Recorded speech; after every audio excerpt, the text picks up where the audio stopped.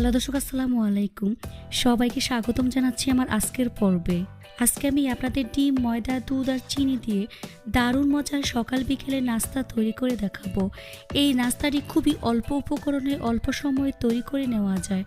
আশা করছি আপনাদের সবার কাছেই ভীষণ ভালো লাগবে। তো চলুন রেসিপিটি দেখে নিচ্ছি। এই রেসিপিটি তৈরি করার জন্য প্রথমে একটি মিক্সিং বোলে হাফ কাপ পরিমাণ তরল দুধ নিয়ে নিচ্ছি। হাফ কাপ পরিমাণ কুসুম গরম পানি দিয়ে দিচ্ছি। 1/4 কাপ পরিমাণ চিনি দিয়ে দিচ্ছি।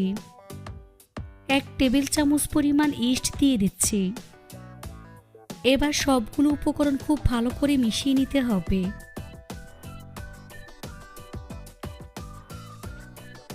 তারপর ঢাকনা দিয়ে ঢেকে রেখে দেব প্রায় 5 মিনিটের জন্য। 5 মিনিট পর ঢাকনা সরিয়ে আবার একটু ভালো করে মিশিয়ে নিচ্ছি। এর মধ্যে একটি ডিম দিয়ে দিচ্ছি।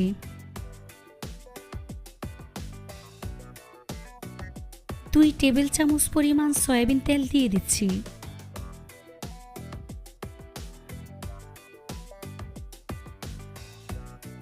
সামান্য পরিমাণ লবণ দিয়ে দিচ্ছি।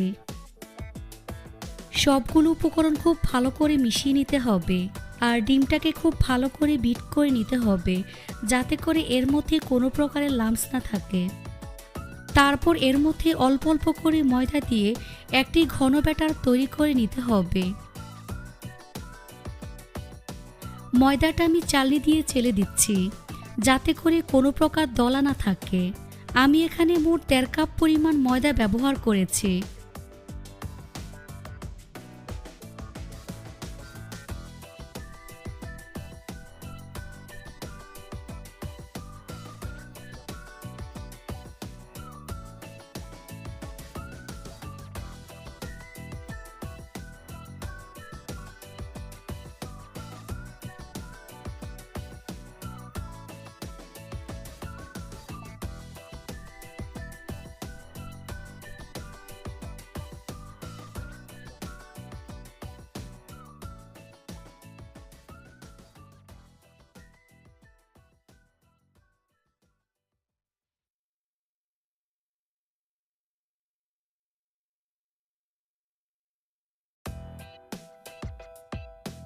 এই তো আমার ব্যাটার তৈরি হয়ে গিয়েছে।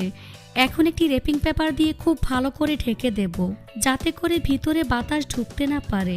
এভাবে প্রায় 30 মিনিটের জন্য রেস্টে রেখে দেব।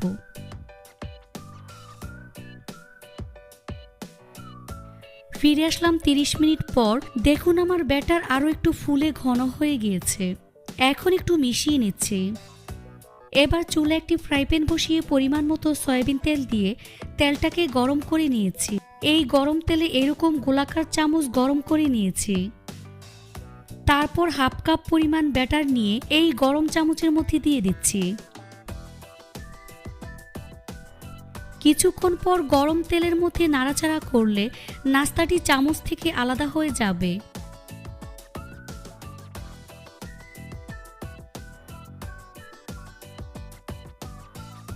তারপর নাস্তাটিকে উল্টে দিচ্ছি। একইভাবে আরেকটি নাস্তা তৈরি করে আপনাদের দেখিয়ে দিচ্ছি। তারপর নাস্তাগুলোকে উল্টে পাল্টে গোল্ডেন ব্রাউন কালার করে ভেজে নিতে হবে। ভাজা হয়ে গিয়েছে। এখন তেল ছেঁকে নাস্তার প্লেটে নিয়ে নিচ্ছি।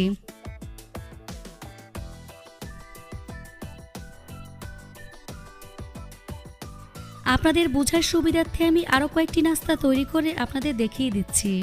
এখানে আমি দুইভাবে নাস্তাটি তৈরি করে দেখাচ্ছি। যেভাবে আপনাদের সুবিধা হবে ঠিক সেইভাবে তৈরি করে নেবেন। নাস্তাগুলো ভাজার সময় চুলার আঁচ মিডিয়ামে রাখতে হবে।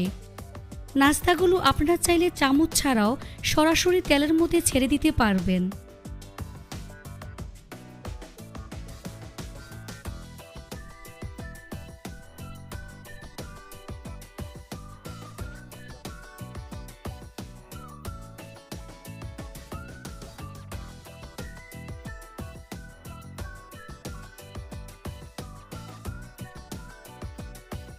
তো আমার নাস্তাগুলো ভাজা হয়ে গিয়েছে। এখন তেল ছেঁকে নাস্তার প্লেটে নিয়ে নিচ্ছি।